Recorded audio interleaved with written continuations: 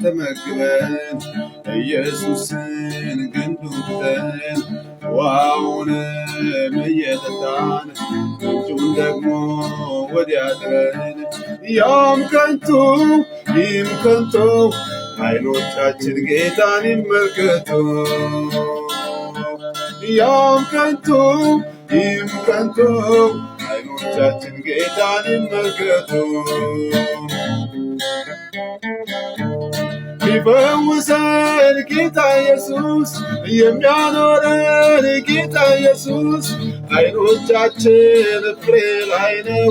መቼ የሆነ ግንዱን ቢያየው ወደ እርሱ ጌታ ይመለሰው። ፍሬውን ብቻ ተመግበን ኢየሱስን ግንዱን ትተን ውሃውንም እየጠጣን ምንጩን ደግሞ ወዲያ ጥለን ያም ከንቱ ይህም ከንቱ ዓይኖቻችን ጌታን ይመልከቱ።